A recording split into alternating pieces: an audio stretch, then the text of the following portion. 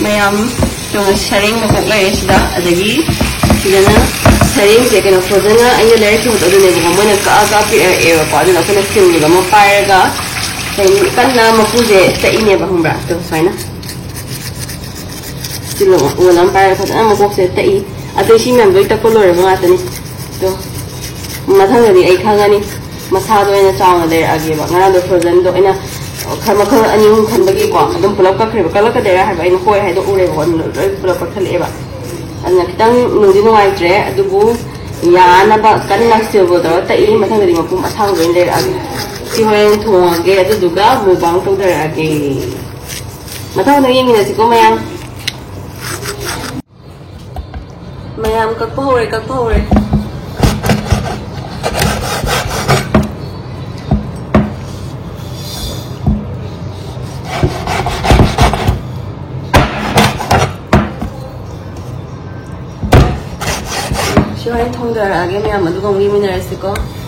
Hi ma'am, good morning. Ay khang thang kat lewo ko.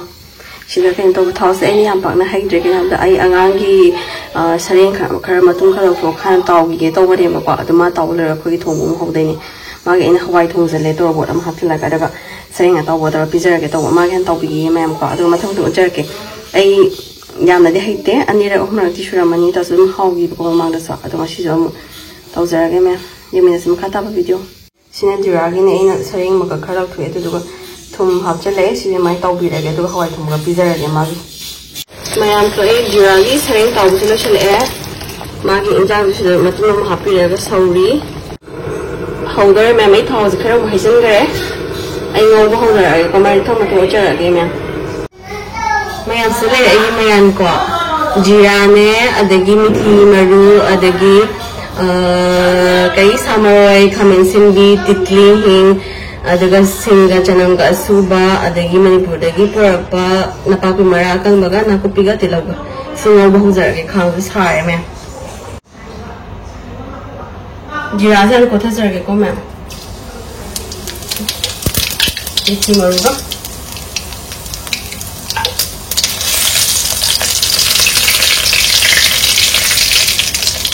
maroi hi tin jaga ge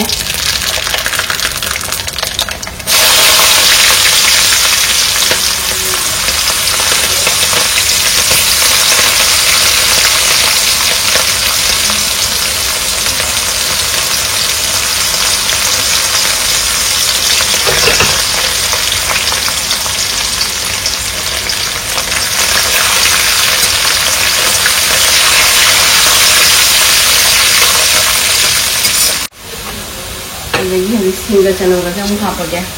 pen thong so so ko ang thau pen thong so ko singa channel ga de ki no ga oh ham roi ngo go da sa so rồi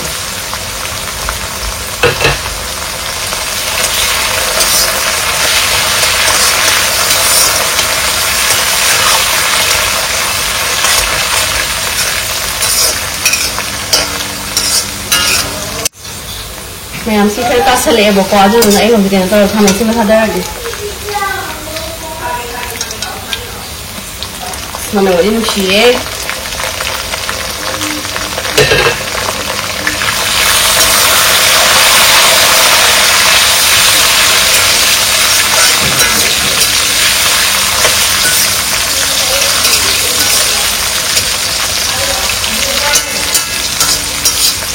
king je thau ngoi gan pen thak ho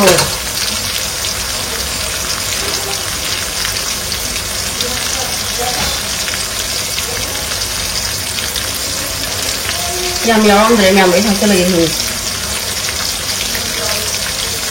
pen na king je lai nhau de ka sang gi ro nga thak ho ri ku na ka sang gi ho ri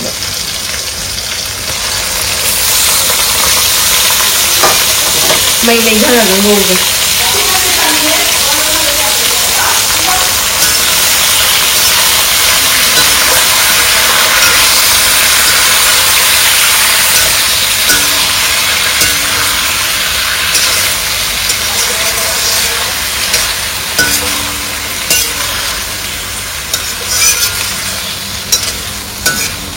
mày đang ăn trắng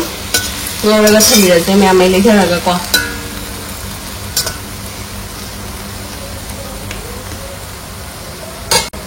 mà nạp hồi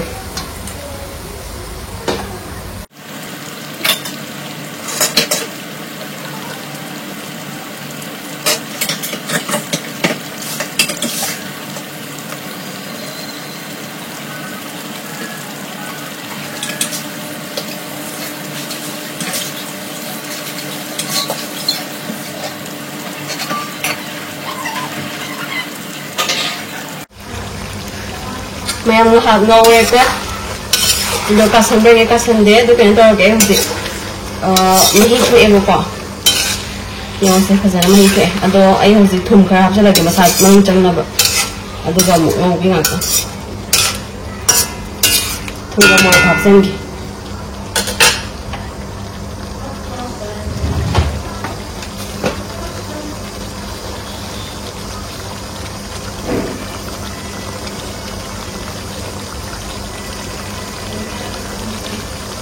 nah ini kok jadi macu hapun jaga ai chết là hấp thì sáng rồi đâm hấp ấy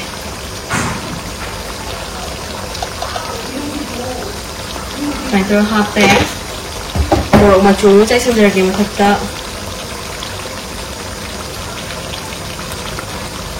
hấp rồi lagi mau aku tahu hấp cái asuba vậy mà thật cái một ati có chai kì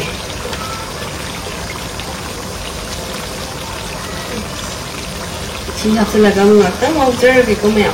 cái mà thật sự uống chai là mình vừa đến cái của mà chờ thời cái chai chờ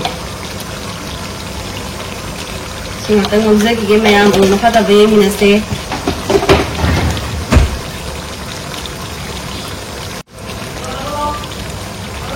mèo mắm tất ủa là cái gì mình chỉ có cá xin vào đó anh mình chỉ thay được ăn vào này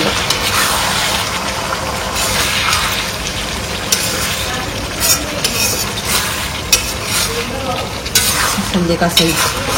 latang ngau isi gomnya latang ngau ngau mahipit na mahikit ang hap ngau latang ngau gitu sih kasih dia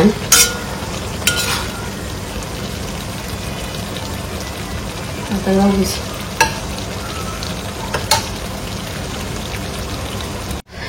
untuk what sih gomnya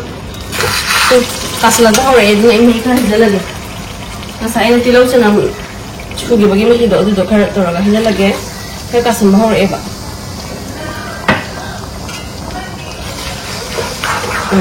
Ya, cap cari ini habis sih.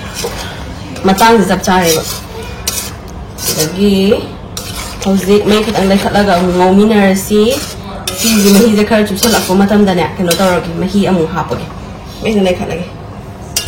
Si mahi kan selakan dah magi injangi mahi apa lagi. Ay matang sa kino hapawage ko hawai chaka alu karaga alu yamate kita hapawage aduga kino hapawage hay mo hapawage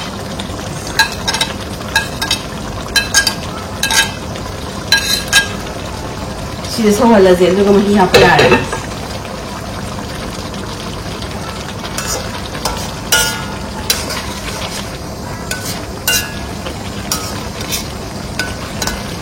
Macam jam pasal मैं masih yang camera ada di khang deh camera tu jam pasal ye jam pasal orang ni maka tapi saya video मैं macam saya tu acara keko macam dia aku dah dulu ni masih apa ya ni maka kita yang macam gitu weh macam juga kan apa lagi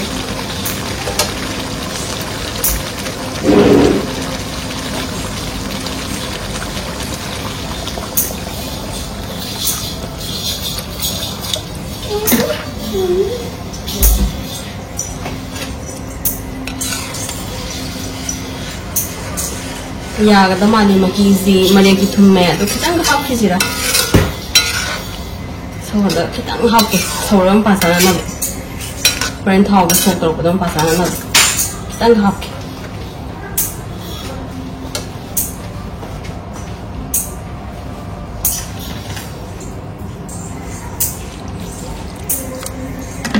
Ya, ini sih sama lagi. Melihat lagi sama lagi. So tu lah orang ready tu gigi macam.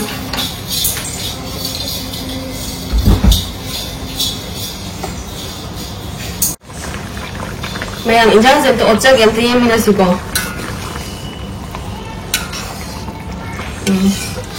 Ngakta sohon ba yagi ni me hi yauri.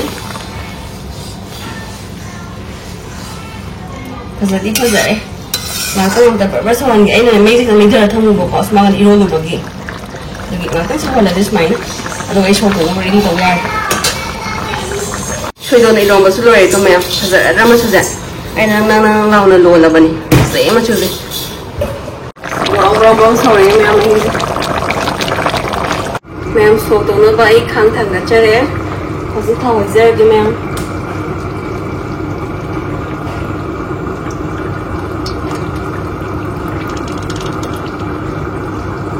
yam hairy thaw zi ga the early thaw am yang gre ba in sein to this the zer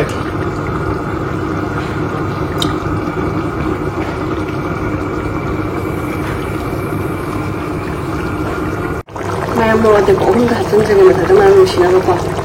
som da thaw is hare se ko yum de ko tes patane ha na over ke jadi ma ne ko ko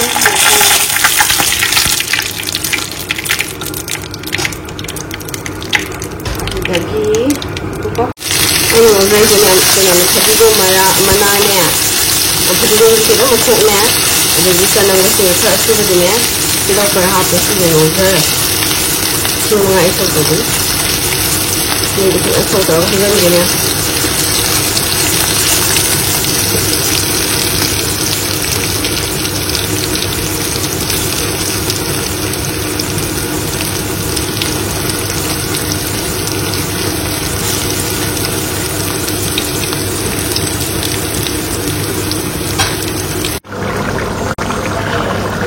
Giang zuka na song niya ani shwa so so lo ko hidden jar is ya ani ko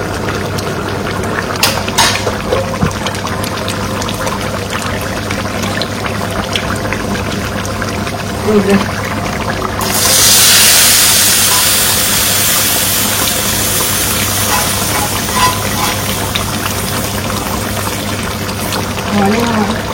này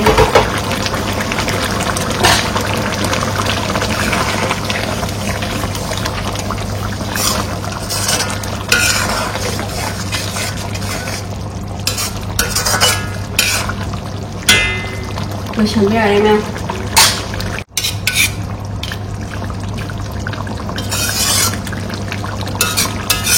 ini cái nó có bê sồn này cái thứ đang hấp na về nó xong rồi bên này đây đi kèm hấp tới nhà anh hadi man thasa lagya to golo siya lagyan dyan se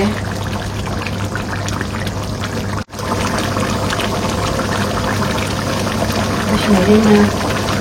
hindi mo magkakasya kasi siya lagyan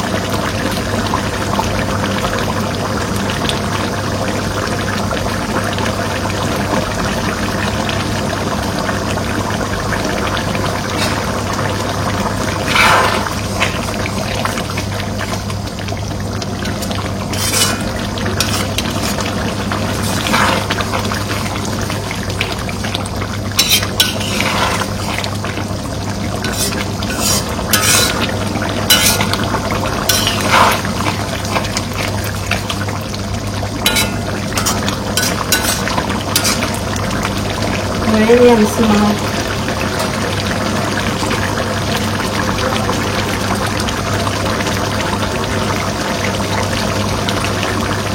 Đây là cái nam sinh có in trong xe.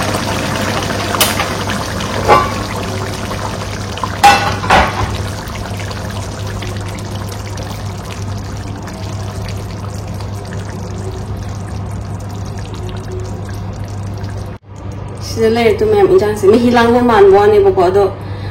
ma pang yam yawi manung da la no hoi rum charam lai de ya ni bu se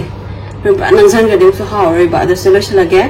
hoi ball da ha pa ko phasana uchar age mem na shin jara ge ko sida tu mem lori injang si sida dai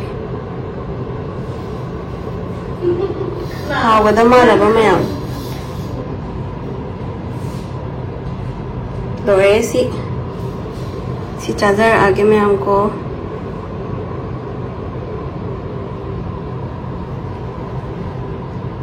Sila leizare ma'am आई सरलें थोंबा मोर अकाबा मोर अतिकबा यमदगी help तेजपत्ता लो यावरे मैम हाउनी हाउ रिकमेंड हाइबिरमो मसी ब्लॉग सी मतांग साइड लोशन जरगे मैम